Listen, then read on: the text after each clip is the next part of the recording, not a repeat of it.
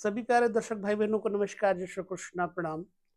जन्म कुंडली के फलादेश का संदर्भ लेकर के हम आपके सामने चलेंगे और देखेंगे कि 12वें भाव का स्वामी, जिसको त्रिक भाव का स्वामी कहा जाता है, आपके जीवन को कैसे रसमय नीरसमय बनाता है।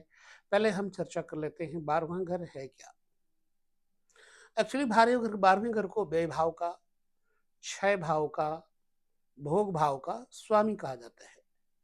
12वें घर से जानकारी किन विषयों की ली जाती है?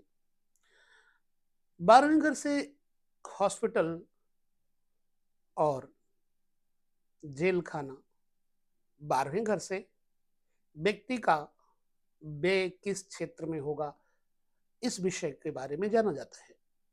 12वां घर व्यक्ति के जीवन का आंतरिक अंग है, मोक्ष का घर है। 12वां भाव व्यक्ति के आंतरिक जीवन को दर्शाता है, यानी जो अंतिम समय होता है वो 12वां घर है। स्टार्टिंग लग्न है, अंतिम द्वादश भाव है। इस लग्न से लेकर 12 घरों तक की यात्रा को हम जन्म कुंडली के प्रत्येक ग्रहों से जान सकते हैं। दूसरा घर धन है, कुटुंब है, परिवार है। तीसरा घर मित्र है, बचपन है, बहुत सारी बातें। तो अब 12वें भाव का स्वामी जिस व्यक्ति का लग्न के अंतर्गत बैठा हो, क्षय और व्यय भाव के स्वामी को 12वें घर में अगर हम देखें तो ऐसा व्यक्ति बहुत ज्यादा व्ययशील होता है, बहुत मीठा बोलता है, मृदुभाषी होता है। प्रायः वो विदेश में वास करता है, मतलब वह अपने देश में रहकर तरक्की नहीं कर पाएगा, इसलिए उसे बार बार विदेश जाने का या विदेश में रहने का अवसर भी मिलेगा।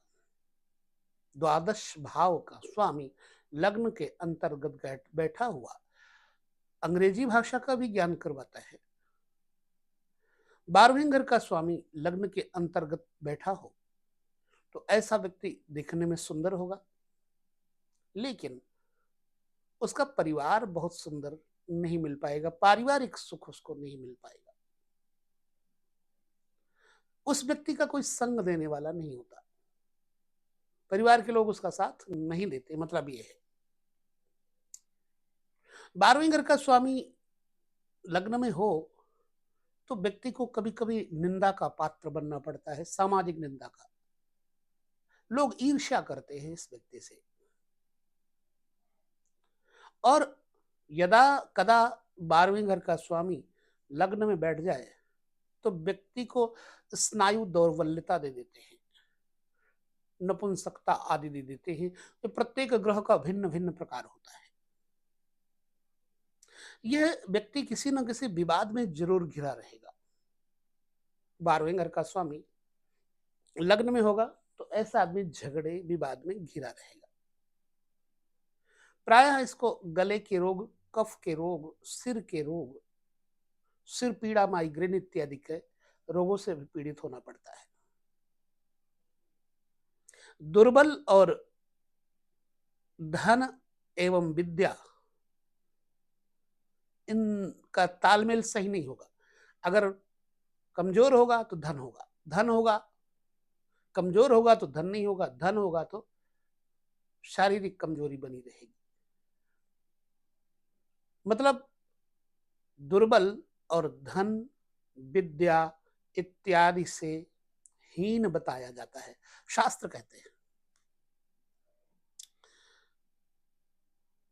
द्वादश भाव का स्वामी धन भाव में होने का मतलब है कि ऐसा व्यक्ति अपने कुटुंबी जनों के साथ रह करके प्रसन्न नहीं रह पाएगा। जहां तक ज्यादातर कंजूस होते हैं, ग्रहों की अलग अलग अवस्था पे आपको देखना है। ये नहीं कि आप 12वें घर के स्वामी को दूसरे घर में देख करके किसी को कंजूस कह दो, ग्रह की अवस्था पर निर्भर करता है। लेकिन फिर भी द्वादशेश यदि चंद्रमा है तो व्यक्ति तटस्थ रहेगा, अन्यथा कंजूस होगा, कृपण होगा, बोलेगा योग्य भाषा। लेकिन इस व्यक्ति को चतुर भी कहा जाता है, शत्रु का विजेता भी कहा जाता है। इस व्यक्ति में देव भक्ति, देशभक्ति, धर्म नीति, गुण संपन्नता भी पाई जाती है। यह व्यक्ति अपने धन का जो खर्च है वो युक्त विषयों पर करेगा, अनावश्यक नहीं करेगा।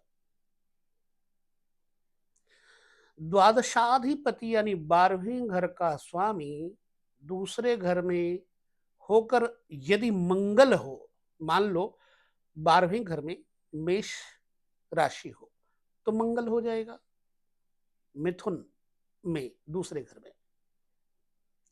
अगर धनु लग्न है किसी का तो 12वें का स्वामी मंगल हो जाएगा।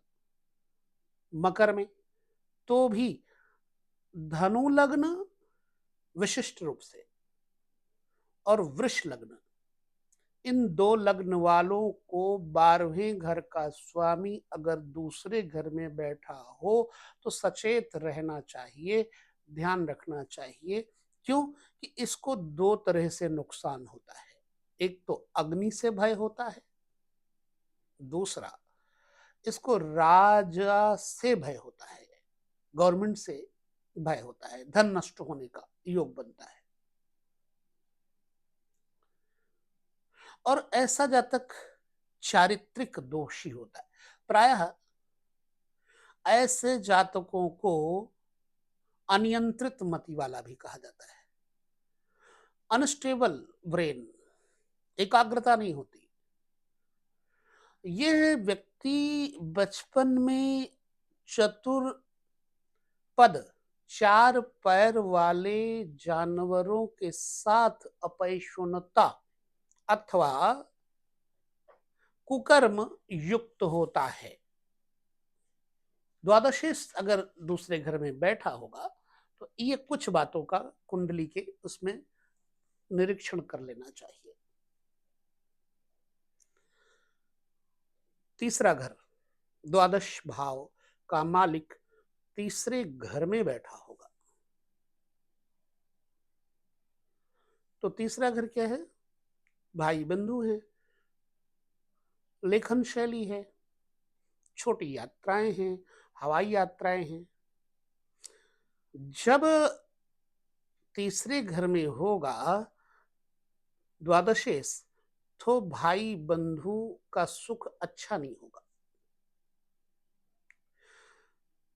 अगर क्रूर ग्रह हैं तो भाई कम होंगे, पाप ग्रह हैं तो भाई नहीं होंगे। इस व्यक्ति को संतान और स्त्री आदि से खटपट सहना पड़ता है। तीसरे घर में द्वादश भाव का स्वामी बैठा होगा तो पत्नी और बच्चों से मानसिक अवसाद रहेगा। द्वादश भाव से चतुर्थ भाव, तीसरा भाव पड़ता है। तो द्वादश भाव का स्वामी तृतीय में होने से जातक थोड़ा स्वार्थी होता है और जातक के जो मित्र होते हैं वो भी स्वार्थी प्रकृति के होते हैं। व्यसन आदि करने वाले मित्र प्रायः ऐसे लोगों को ठगते हैं। 12वें घर का स्वामी तीसरे घर में बैठेंगे तो जातक को मित्रों से, व्यसन से सावधान रहना चाहिए। अत्यधिक सुख की अपेक्षा कलंकित कर देती है द्वादशेश तृतीय में बैठा होगा तो। द्वादश भाव का स्वामी 12वीं से पंचम में यानी चतुर्थ लग्न से चतुर्थ में सुख भाव में बैठेगा। ऐसा व्यक्ति सहखर्च बहुत होगा, जबकि शास्त्र कहता है कि ऐसा व्यक्ति कंजूस होगा। ऐसा व्यक्ति अच्छे कर्म करेगा, अच्छाई मिले ना मिले, दिखावटी करेगा और दिखावटी करेगा तो दुखी रहेगा, अपने पैसे का अनावश्यक व्यय करेगा। शारीरिक स्वास्थ्य मजबूत रहेगा, दृढ़ इच्छा शक्ति रहेगी, संकल्प शक्ति रहेगी। ऐसा व्यक्ति खेती, किसानी और व्यापार से ज्यादातर जीविका करता है, ज्यादातर कृषि क्षेत्र से, गल्ला मंडी।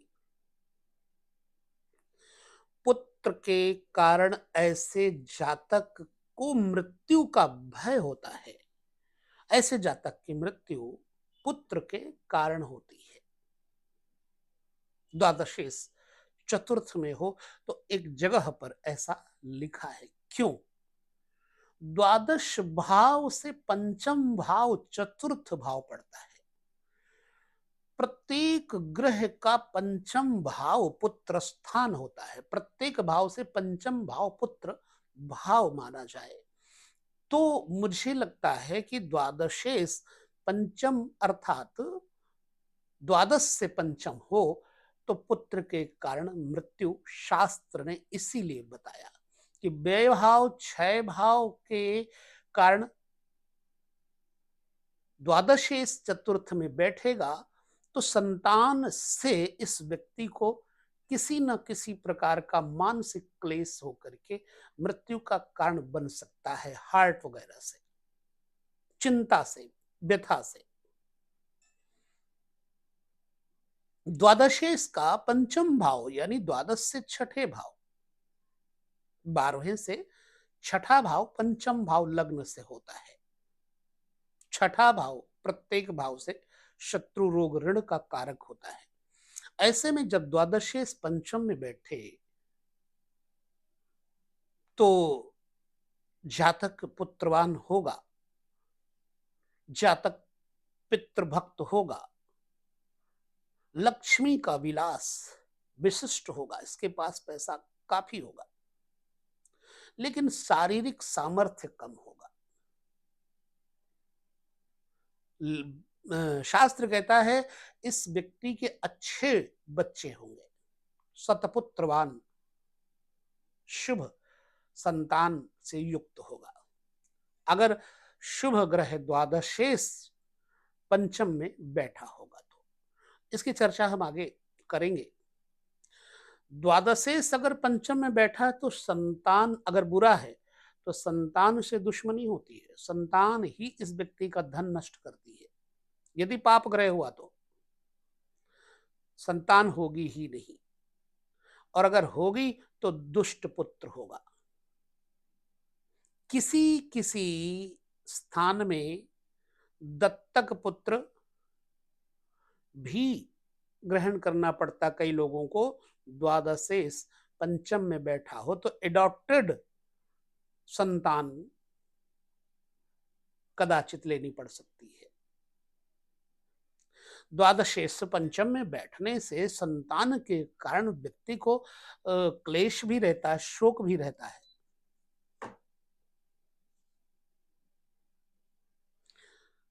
पाप ग्रह है अगर द्वादशेश, मान लो शनि, चंद्रमा, पापी चंद्रमा छठे बैठे हो तो भी आदमी को कृपण, कंजूस, धनवान बनाएगा।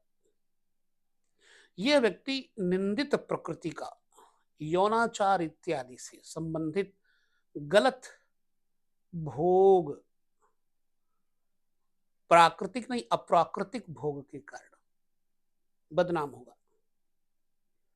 नेत्र में कष्ट, शारीरिक और अल्पायु होगा। यदि द्वादशाधिपति यानी 12वें घर का स्वामी शुक्र है तो फिर जातक को बुद्धिमान कहा जा सकता है, लेकिन जातक पुत्र से सुख नहीं प्राप्त करता और जातक को नेत्र का रोग भी होता है। 12वें घर में अगर 12वें घर का स्वामी शुक्र है तो अवस्थाएं देखें।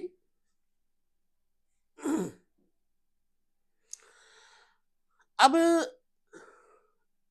सप्तम स्थान पर अगर द्वादश भाव का स्वामी बैठा हो, 12वीं से अष्टम स्थान पड़ता है, सप्तम स्थान लग्न से।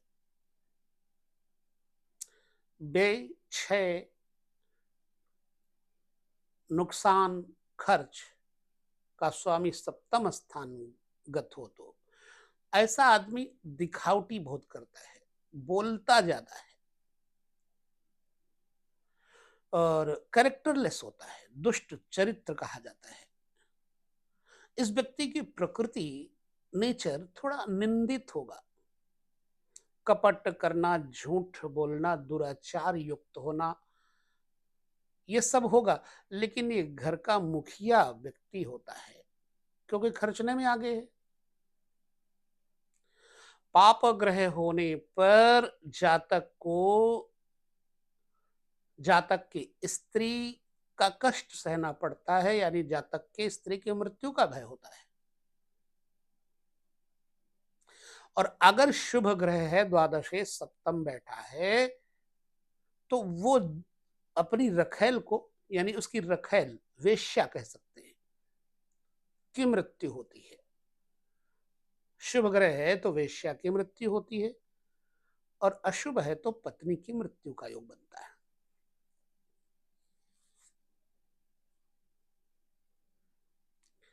एक यमन जातक लिखते हैं इसके ऊपर कि पाप ग्रह होने से वेश्या के द्वारा जातक को धन की प्राप्ति भी होती है।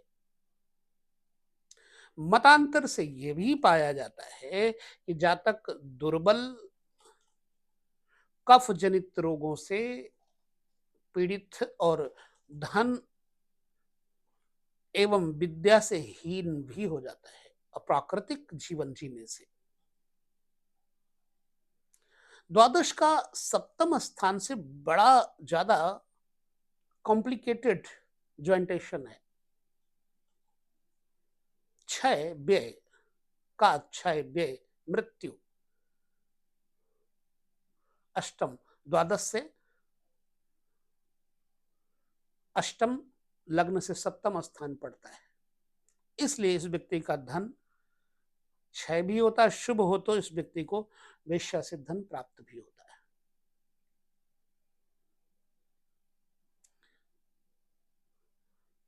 द्वादश भाव से आठवें घर में, द्वादशे से आठवें घर में होने पर शमशान भाव है आठवां। मुझे तो लगता है अगर द्वादशे षष्टम में जाएगा तो आदमी का अभाव मर जाएगा।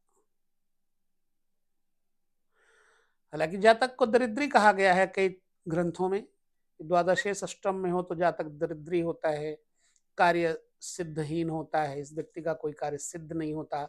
इस व्यक्ति का बुद्धि यानी स्वभाव सबसे बैर रखने वाला होता है और ये व्यक्ति अष्ट कपाली होता है, अटकपारी, जो व्यर्थ की सोच, इधर उधर की सोच दिमाग में जला भुना करता है, उसे अष्टकपाली कहते हैं।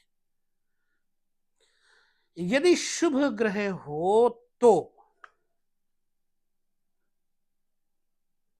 जातक धन संग्रह से युक्त कुशल होता, प्रियभाषी होता है, सर्वगुण संपन्न और धार्मिक भी होता है। द्वादशे नवम घर में होगा तो मुझे लगता है कि जातक तीर्थ में बहुत खर्चा करेगा या फिर तीर्थों के माध्यम से, ट्रेवलिंग के माध्यम से, धार्मिक स्थानों के माध्यम से अपने खर्च को चलाता है। और स्थिर वृत्ति का एवं गाय, भैंस, दुधारू पशुओं से युक्त व्यक्ति होता है। देव कार्य नहीं करेगा ऐसा व्यक्ति तो फिर वो नुकसान उठाएगा। द्वादशे नवम में होगा तो शुभ ग्रह होगा तो जातक धन संग्रह में कुशल होगा। पाप ग्रह है तो उसके धन संपत्ति का निरर्थक व्यय होता है, यानी उसके व्यय ही भाग्य में आ गया, व्यय ही भाग्य में बैठ गया। संतान अथा स्त्री से इस व्यक्ति की बहुत ज्यादा, बच्चे से और पत्नी से इस व्यक्ति की ज्यादा नहीं बनती। आप लोग कह सकते हैं कि हमारी तो बनती है। भविष्य देखिए, प्रेजेंट में नहीं, फ्यूचर में जाइए। ज्योतिष का मतलब है फ्यूचर की बातें बताता है। द्वादशेश दसम स्थान कर्म स्थान पे बैठे तो जातक दूसरे की स्त्री की तरफ आंख उठा के नहीं देखेगा। पवित्र धन संचय करेगा, पवित्र धन इकट्ठा करेगा और संतान युक्त होगा। लेकिन ऐसे व्यक्ति की मां, मदर कटुभाषिणी होती है। बिजनेस और किसानी से इस व्यक्ति को समय समय पर प्रचुर मात्रा में लाभ होता रहता है। द्वादशेश कर्म स्थान पे बैठने पर ये व्यक्ति खर्च करेगा, कमाएगा, खर्च करेगा, बहुत पैसा तो नहीं रुक पाएगा। द्वादशेश 11वें घर में होने पर क्या करेगा? 11वां घर आमदनी का घर है। 11वें घर में द्वादशेश होने पर जातक का शरीर कोमल होगा। अपने घर में रह करके ये श्रेष्ठ होगा, उच्च पद को प्राप्त करेगा। प्रधानता, मुख्यता, मुखिया, सरपंच, दान और धर्म में वृत्ति वाला व्यक्ति होगा, सत्य बोलने वाला व्यक्ति होगा और विख्यात होगा। द्वादशेश का 11वें घर में होना सब कुछ देता, लेकिन संतान का सुख कब होता है? इसलिए संतान अगर है भी तो सुख नहीं देगी, और नहीं है तो दत्तक पुत्र, एडॉप्टेड सन प्रायः देखा गया है।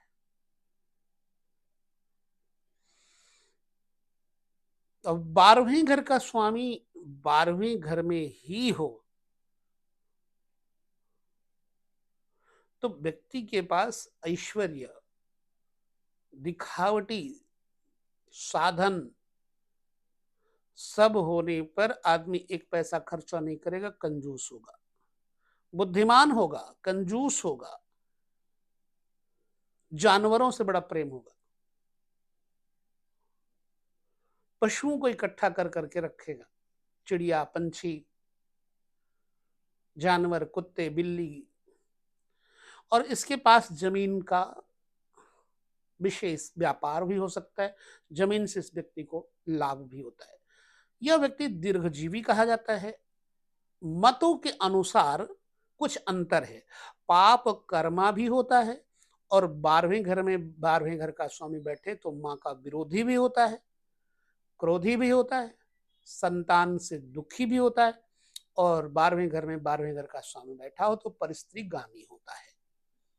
परिस्त्रीगामी कुछ ऐसे ग्रह से मंगल इत्यादि होने पर, शनि इत्यादि होने पर, और वहां पर कुछ पाप ग्रह हो तो फिर ये परिस्त्रियों के साथ अटैच्ड रहता है, अदर फीमेल्स के साथ अटैच रहता है, लिहाजा बदनाम परस्त होता है, सहखर्च, बदनाम परस्त। तो ये कुछ बातें हमने द्वादश भाव के पक्ष को लेकर के आपके सामने रखी हैं। और जाहिर सी बात है कि भाई व्यय भाव का स्वामी जहां जाएगा अपना बुरा असर तो डालेगा ही। तो वीडियो को समझें और देखें, क्या आपके जीवन में ऐसा कुछ फलादेश घटित हो रहा है? यदि हाँ तो भी हमें जरूर लिखें, कमेंट करें। अगले वीडियो में हम चर्चा करेंगे किसी अन्य विषय पर। तो ये श्रृंखला यहाँ पर एक बार फिर से आपके साथ हम संपन्न करते हैं, लग्न से द्वादशेश तक की चर्चा। आगे हम आपको ज्योतिष के अन्य तथ्य देंगे। लेते हैं विदा, नमस्कार, जय श्री कृष्ण।